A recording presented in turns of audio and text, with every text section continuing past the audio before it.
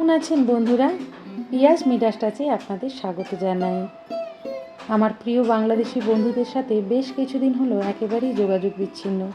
যেহেতু ওদের দেশে নেটওয়ার্ক সিস্টেম বন্ধ করে দিয়েছে, তাই ওদেরও হাত পা বাঁধা, আর আমারও। কিন্তু আপনাদের ছাড়া আমার বাংলা ব্লগ একেবারেই ভালো লাগছে না, একদম শূন্য হয়ে গেছে। প্রতি মুহূর্তে আপনাদের কথা মনে পড়ে। আপনারা তাড়াতাড়ি ফিরে আসুন, আর পুরনো ছন্দে আমরা সবাই মিলে আবার হৈ হৈ করি। আপনাদের কথা ভেবেই আমি আজকে বানিয়েছি নারকেল ও আম দিয়ে তৈরি একটা মজাদার সন্দেশ। প্রথমেই দেখে নিই কী কী উপকরণ লেগেছে। একটা নারকেল, দুটো আম, গুঁড়ো দুধ, আর এটা দিলাম গুঁড়ো নারকেল আর এলাচের গুঁড়ি। এবার আমি বাটিতে করে প্রায় হাফ বাটি মতো চিনি নিচ্ছি। আপনারা যারা বেশি মিষ্টি খেতে পছন্দ করেন বা আমে কম মিষ্টি রয়েছে, তাহলে আরও বেশি চিনি নিতে পারেন। এবার আমি নিচ্ছি সামান্য পরিমাণ সুজি। নারকেলের পরিমাণ যদি বেশি থাকে সেক্ষেত্রে সুজি না নিলেও চলে, কিন্তু আমার বাড়িতে যেহেতু একটাই নারকেল ছিল, তাই আমি একটুখানি সুজি নিচ্ছি। নারকেলটা আমি ছাড়িয়ে নিয়েছি। দেখুন আমার কতটা পরিমাণ নারকেল হয়েছে। আসলে ওটা দেখতেই বড় ছিল, নারকেলটা কিন্তু খুবই ছোট। এই নারকেলের যে বাদামি ছালগুলো, এগুলোও আমি ছাড়িয়ে নেব, সেটা আর ভিডিওতে দেখালাম না। এখন আমি আমটা কেটে নিচ্ছি।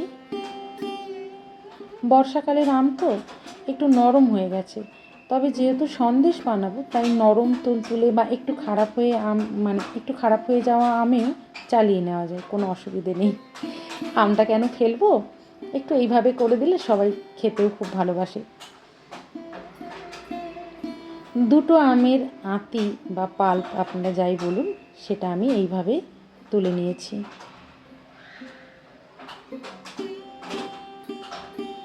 ডিসকর্ডে এসে আমরা প্রায় কথা বলি, কিন্তু জানেন বন্ধুরা, আপনাদের ছাড়া ভালো লাগে না, ঠিক জমে ওঠে না। কত কম মেসেজ হয় সারাদিন, বড্ড মনে পড়ে। এই যে দেখুন, নারকেলগুলো ছাড়িয়ে কুচি কুচি করে কেটে নিয়েছি। এবার আমি এটা বেটে নিচ্ছি। সুন্দর বাটা হয়ে গেছে। অনেকেই কুড়োনো নারকেল ব্যবহার করে থাকেন, কিন্তু বেটে নেওয়া নারকেল দিয়ে সন্দেশ তৈরি করলে কি হয়, মুখের মধ্যে সন্দেশটা দিলে মিলিয়ে যাওয়া ব্যাপারটা থাকে, কিন্তু বেটে নেওয়া কুড়োনো নারকেল থাকলে সেটা কিন্তু হয় না। এটা আমার মনে হয়, কিন্তু অনেকেই বলেন আবার সেটাও ভালো লাগে। আপনাদের যেটা সুবিধাজনক মনে হবে আপনারা সেটাই ব্যবহার করবেন। পুরো আমের পাল্পটা দিয়ে দিয়েছি। এবার নারকেল আর আমটা একসাথে বেটে নিলাম।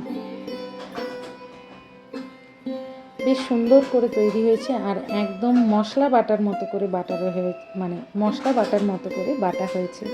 এবার আমি কড়াইতে দিয়ে দিচ্ছি। কড়াইটা গরম করে নিয়েছিলাম। পুরো বাটাটাই আমি দিয়ে দিলাম।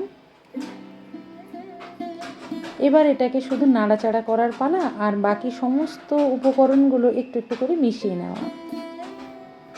ভিডিওটা আমি 9 মিনিট, কাছাকাছি 9 মিনিটে শেষ করেছি ঠিক কথাই, কিন্তু এই সন্দেশটা বানাতে আমার প্রায় 1 ঘন্টারও উপরে সময় লেগেছে। আসলে যে কোনো সন্দেশই এই নাড়াচাড়া করতেই অনেকটা সময় লেগে যায়। এই কড়াইটাকে আমি আরেকটা ওভেনে সরিয়ে দিয়ে অন্য একটা কড়াইতে নিয়ে তাতে আমি সুজিটা ভেজে নিচ্ছি। কাঁচা সুজি দিয়ে করলে আমার একটা কেমন গন্ধ লাগে। আপনাদের কি মনে হয়, সত্যি সত্যি কি তাই, না আমার এটা বাতিক? গন্ধ লাগে বলেই আমি একটু নেড়ে নিই, সামান্য, খুব বেশি না, লাল হয়ে যায় না, সাদাই থাকে, একটু গরম করে নিই। আবার আমি ওই কড়াইটা এদিকে নিয়ে চলে এসেছি। এবার দেখুন নাড়ছি। এই নাড়তে নাড়তে যেটা আমরা গ্রামীণ ভাষায় বলি হাতা মারা, এই হাতা দিয়ে নাড়তে নাড়তে আমার হাত পুরো ব্যথা হয়ে যায়। কিন্তু তাও সন্দেশ যখন খেতে ভালো লাগে, এইটুকু কষ্ট সহ্য করে নিই। এটা দেখুন, এটা আমি সুজিটা মিশিয়ে নিয়েছি। সুজি দিলে কিন্তু এই যে আম আর নারকেলের যে রসালো ভাবটা, বা চিনি দেওয়ার পরেও যে রসালো ভাবটা আসে, খুব তাড়াতাড়ি এটা মরে যায়, শুকনো শুকনো হয়ে যায়, ডোটা তৈরি হয়ে যায়। কিন্তু শুধু নারকেল দিয়ে করলে এটা আরোই সময় লাগবে। রান্নার পেছনেই যদি সারাদিন সময় চলে যায়, তাহলে আর মজা করে খাবো কখন, অন্যান্য কাজ বা কখন করব। সেই জন্য আমি সবসময়ই চেষ্টা করি যত কম সময়ে একটু নতুন ধরনের কিছু রান্না করা যায়। এই যে দিয়ে দিলাম গুঁড়ো দুধ, এতে করে কিছুটা মালাই বা ক্ষীর ক্ষীর স্বাদ আসবে। যারা একটু বেশি পরিমাণ পছন্দ করেন তারা এতে মাওয়া, যেটা ওই খোয়া ক্ষীর বলি আমরা, সেটাও মেশাতে পারেন। আমি অনেক দিন আগে একবার খোয়া ক্ষীর মিশিয়ে করেছিলাম, খুব ভালো খেতে হয়েছিল। কিন্তু অনেক ফ্যাট থাকে তো, তাই বারবার করলে ভালো লাগে না, মানে হেলদি হয় না বিষয়টা। এমনিতেই তো আমি খুব রোগা, আমাকে যারা দেখেছেন তারা জানেন। এলাচের গুঁড়ি দিয়ে দিচ্ছি আর চিনি। এবার শুধু নাড়তে থাকবো। এই নাড়াটা অনেকক্ষণ সময় লেগেছে, নেড়ে নেড়ে এটাকে একদম শুকনো করে নেওয়া। জানেন বন্ধুরা, আমরা যখন প্রত্যেক দিন এখন ডিসকর্ডে আসি আর নিজেরা কথা বলি, সব সময় আপনাদের কথা ওঠে, সাথী তুমি কেমন আছো বলো তো? তোমার সাথে কথা না বলতে পেরে একেবারেই ভালো লাগছে না জানো। ডিসকর্ডে তুমি আমার মা, তুমি আমার বাবা, কিন্তু তুমিই নেই, যেন ছাতাহীন আমি ওখানে একা একা ঘুরে বেড়াই। আপনাদের ছাড়া, যারা আমার পোস্টগুলো নিয়মিত পড়েন, আপনাদের ছাড়া আমার ব্লগ লিখতে সত্যিই ভালো লাগে না, কিন্তু লিখতে হবে, রোজ দিন লিখবো, তাই মানে সেই সংকল্প করেই এসেছি। সেইটুকু নিজের প্রমিসটা রাখার জন্য করছি, নইলে একদম মন করে না। এই রবিবার চলে গেল, রবিবারের আড্ডা হলো না, বৃহস্পতিবারের হ্যাং আউট হলো না, একদম ভালো লাগে না।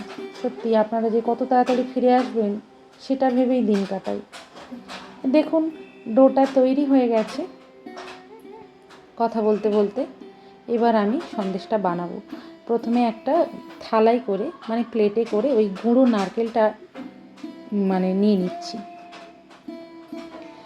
ডোটা একটু ঠান্ডা করে নিয়েছিলাম, নইলে গরম গরম তো অসুবিধে হয়, হাতটা লাল হয়ে যায়। আর হাতে যাতে চিটে না যায়, দেখছেন তো তেল তেলে ভাব, ওটা তেল না, আমি একটু ঘি মেখে নিয়েছিলাম। তেলের থেকে ঘিটা ভালো জানেন। ঘিতে যেই ফ্যাটটা থাকে সেটা কিন্তু গুড ফ্যাট, যেটা আমাদের এইচডিএলটা বাড়িয়ে রাখতে বা ব্যালেন্স করে রাখতে সাহায্য করে। সেই জন্য ডায়েটিশিয়ানরা বলে থাকেন তেল খাওয়ার থেকে ঘি খাওয়া ভালো। আপনারা যদি লুচি খেতে পছন্দ করেন, তেলে ভাজার থেকে ঘিতে ভেজে লুচি খাবেন, সেটা নাকি হেলদি। দেখতে দেখতে বেশ অনেকগুলোই সন্দেশ হয়ে গেল। দেখুন গোল গোল করে করেছি। করে নেওয়ার পরে আমার মনে হয়েছে যে আমার কাছে তো ছাঁচ আছে, বেশ সুন্দর ডিজাইন করা, তাতে ফেললে বোধহয় আরও ভালো লাগতো দেখতে, কিন্তু ওই নারকেলের গুঁড়োটা কীভাবে জড়াতাম সেই সবও ভেবেছি, দিয়ে আর করা হলো না। যাই হোক, পরে আবার সন্দেশ বানালে সেই ছাঁচে ফেলে বানাবো, তখন দেখতে সুন্দর হয়। আমি একটা কন্টেনারে করে নিয়ে নিচ্ছি, যেহেতু ফ্রিজে রাখবো তাই কাঁচের কন্টেনারে করে নিচ্ছি। আস্তে আস্তে সব সন্দেশগুলো সাজিয়ে নিচ্ছি। কেমন লাগছে বলুন তো দেখতে?